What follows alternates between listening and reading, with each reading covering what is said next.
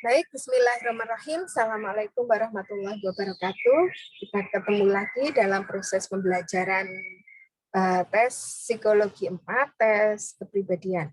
Pada kali ini saya akan menyajikan tentang protokol bagaimana menyajikan tes kepribadian dalam satu sesi pengetesan atau dalam setting pengetesan, ya.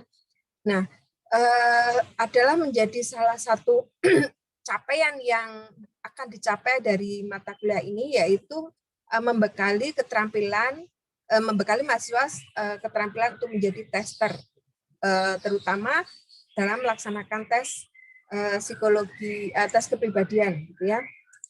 Nah, keterampilan menjadi tester itu tidak hanya menyajikan tesnya saja, tetapi mulai dari persiapan, mulai dari menyediakan ruangan, ngecek ruangan, kemudian menyiapkan peralatan yang akan dipakai, kemudian penampilan diri sebagai seorang tester, dan sampai pelaksanaan tes dan scoring, ya, selesai sampai dengan scoring. Ingat bahwa sarjana S1 itu akan di setting untuk memiliki kompetensi sebagai administrator tes psikologi, ya. Tidak selalu yang ngetes itu psikolognya, ya. Anda bisa jadi orang kepercayaan psikolog, oleh karena itu pentingnya data yang akurat bagi psikolog itu juga kalian harus pahami. Kalian harus paham kontribusi kalian sebagai seorang pelaksana tes atau tester, ya.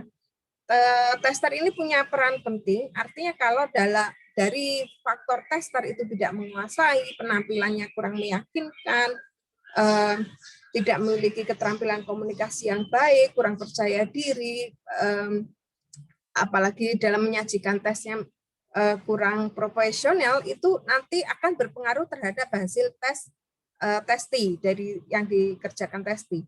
Testinya bisa menjadi underestimate terhadap Anda sebagai tester, Anda kurang dipercaya sehingga rasa tidak termotivasi untuk mengerjakan yang sesungguhnya dari tes itu. Nah, kalau keadaannya demikian, maka data yang dikumpulkan tidak mencerminkan keadaan klien sesungguhnya.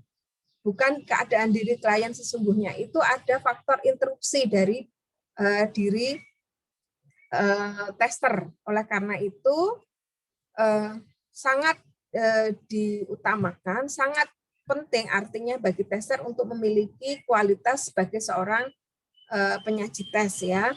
Tidak hanya knowledge saja, tetapi juga performansi.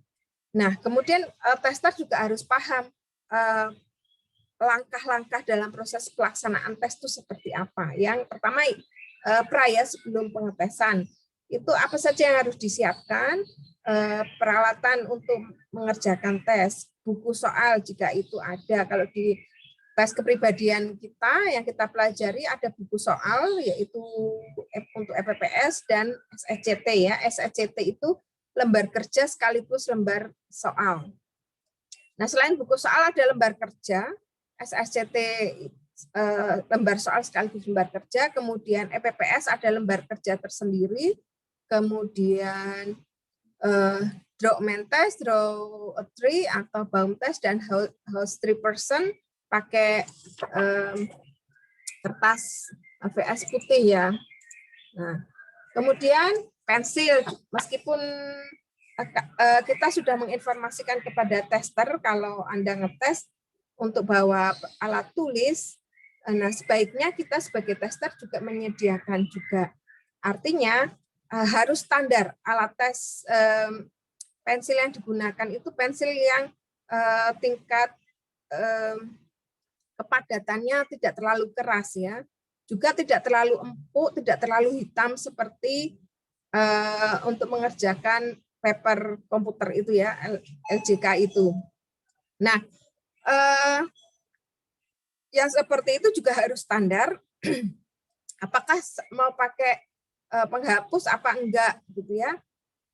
Untuk keperluan klinis biasanya tes gambar itu tidak menggunakan, tidak disediakan penghapus, tapi untuk keperluan seleksi biasanya diperbolehkan. Karena apa? Itu terkait juga dengan bagaimana menyajikan, bagaimana interpretasi gitu ya. Dan itu juga terkait juga dengan administrasi. Nanti akan saya jelaskan di segmen berikutnya bagaimana tes grafis itu. Nah, yang pada segmen kali ini saya akan menjelaskan bagi protokolnya, ya. Protokol apa saja yang perlu dilakukan oleh seorang tester.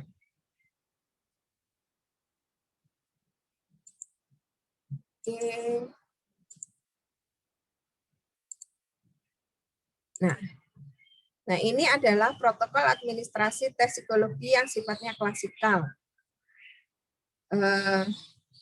Kalau individual lebih enak ya, satu tester berhadapan dengan satu testing. Saya besarkan dulu. Nah,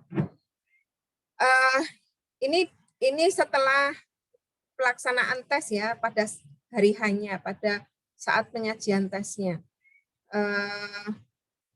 Yang pertama greeting ya, Anda melakukan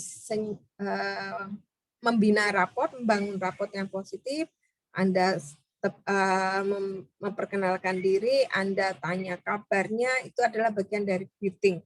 Greeting itu pembukaan ya, membuka. Bisa juga Anda seperti membuka acara pertama, itu juga pengantarnya seperti itu juga bisa.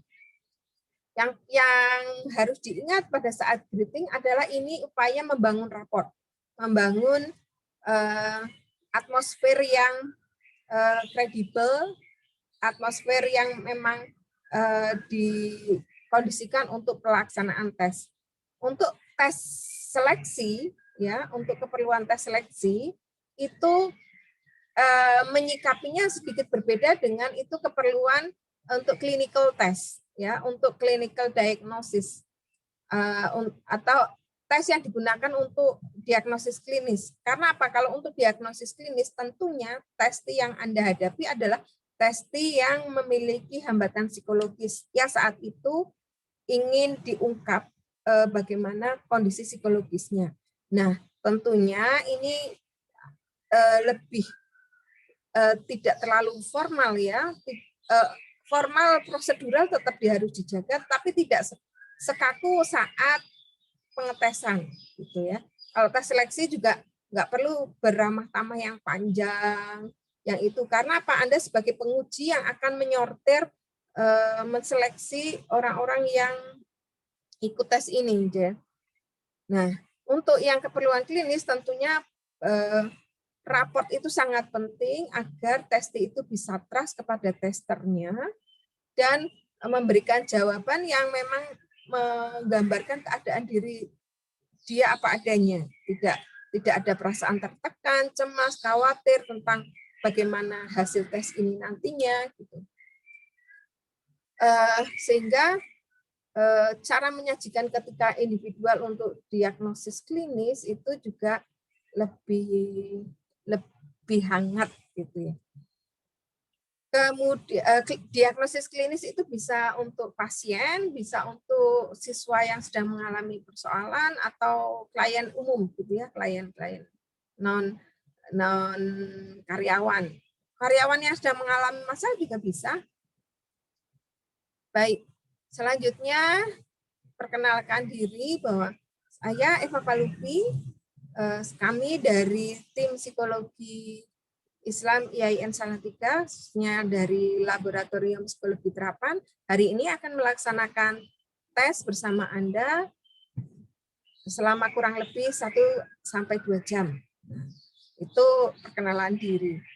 Tujuannya, jelaskan tujuan praktikumnya apa. Nah, kalau untuk keperluan praktikum tes psikologi yang dilakukan di lab, maka identitasnya ini diperlukan dicantumkan bahwa praktikum tes kepribadian. Tapi ini bisa diganti kalau kita melaksanakan tes psikologi di sesi psikotes yang sesungguhnya ya.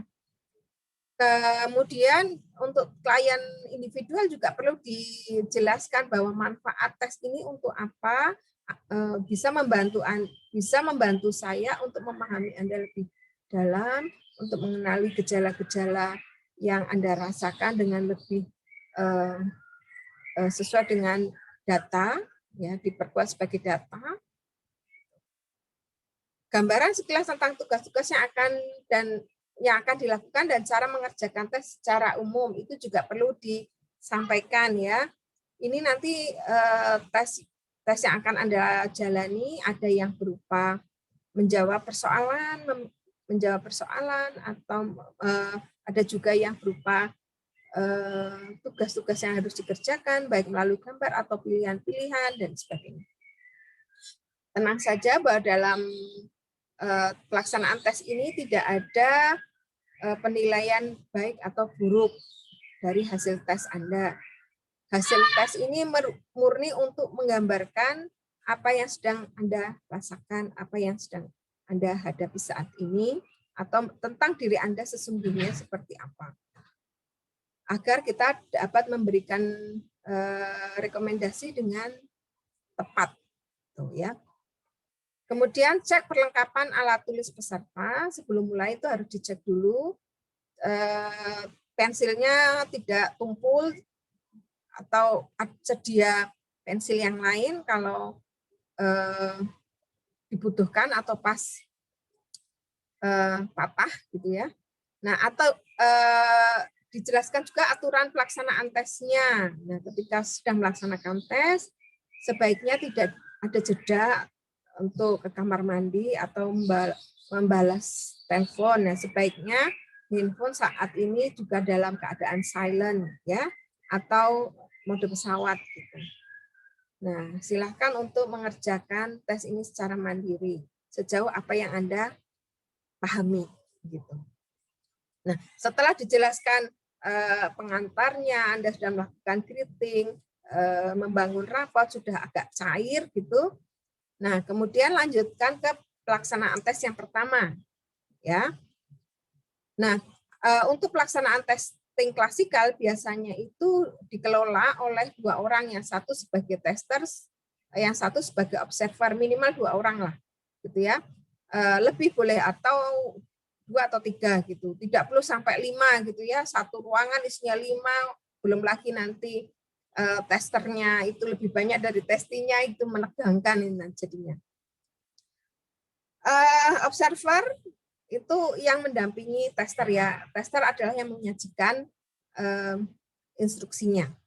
Sebaiknya kalau menjadi seorang tester klasikal itu di depan. Tester boleh berkeliling memeriksa jawaban testi setelah memberikan instruksi ya untuk memastikan apakah testinya benar sesuai dengan yang diharapkan atau yang diperintahkan, maka keliling boleh. Nanti kembali lagi ke posisi awal. Nah, biasanya kalau udah jadi tester ya itu dari awal sampai akhir jadi tester. Itu yang ideal seperti itu. Jadi tester paham kepada siapa saya akan mendengarkan instruksi atau saya akan fokus pada instruksinya siapa.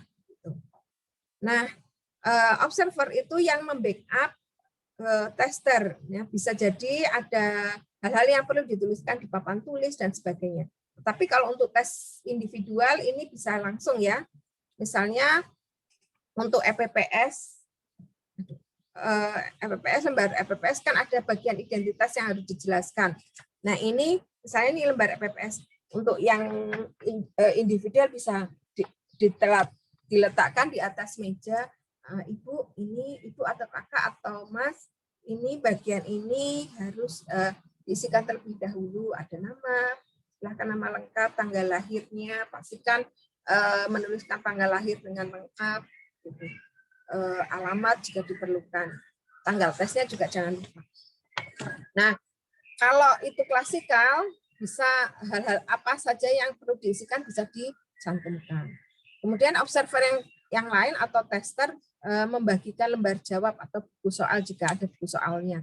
Kalau nggak ada, ya lembar kerja ya. Kalau lembar soal misalnya ini nanti ada pedoman sendiri-sendiri. Jadi untuk menyajikan tes itu juga Anda harus kuasai prosedur tiap alat tes.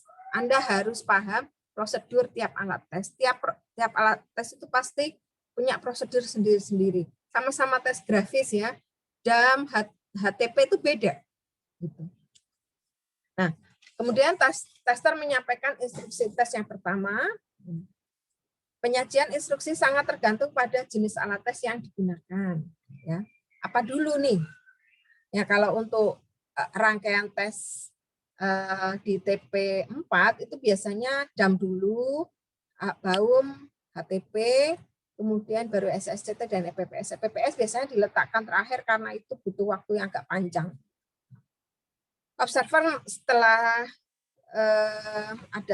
jika ada contoh, tester dan observer ngecek jawaban testi. Itu kalau di TP3 ya ada tes Kraepelin ya, menjumlahkan dari bawah ke atas berturut-turut 2 angka yang berdekatan. Ini benar enggak? Jangan sampai kelompat gitu. Nah, ini setelah ada masa latihan tester keliling.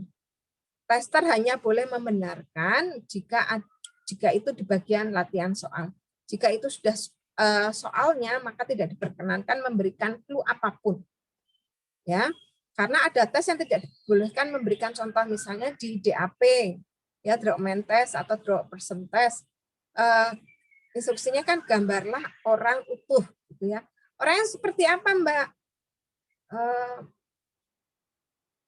Laki-laki boleh enggak? Laki-laki apa perempuan?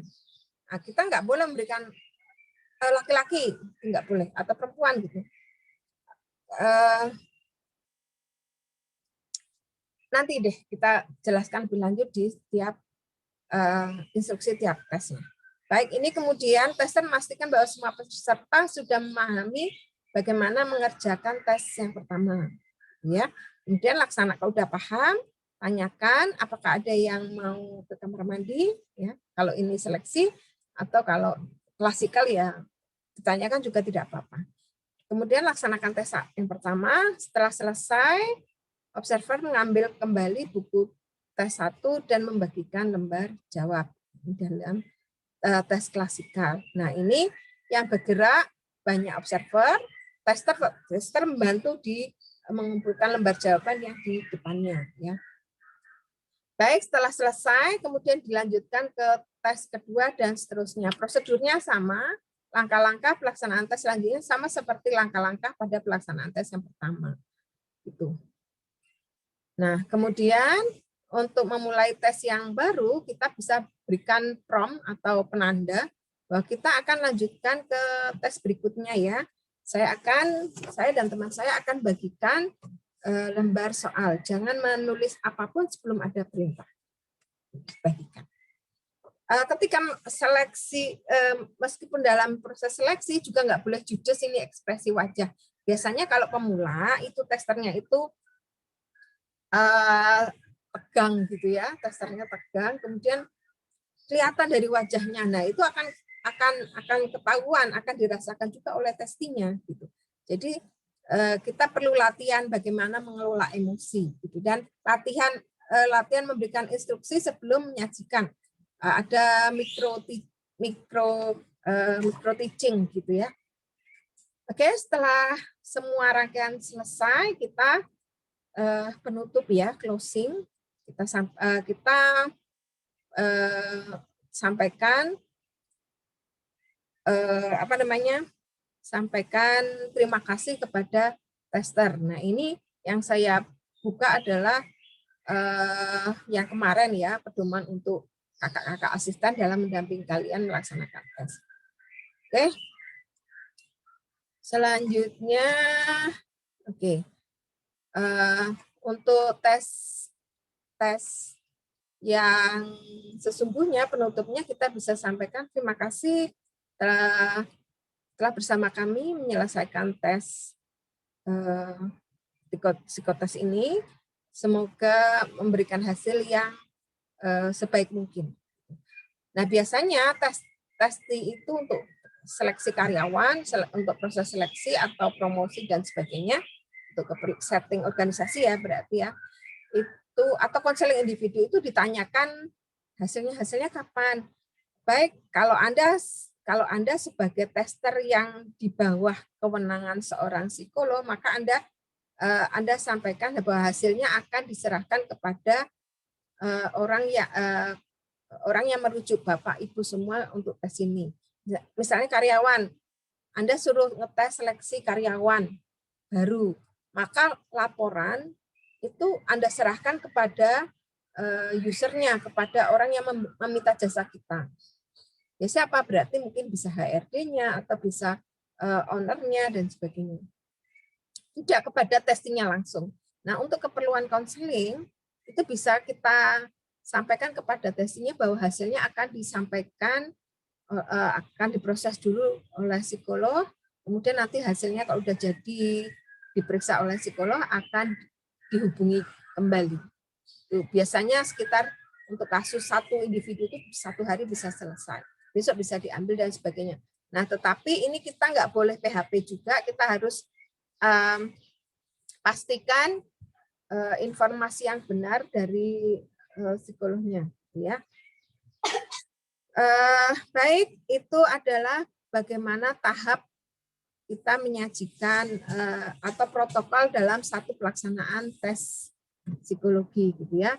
Oke, pada sesi berikutnya saya akan paparkan bagaimana penyajian tiap-tiap tes ya. Ada tes draw a man test, draw a tree, house tree person, EPPS dan SSCT.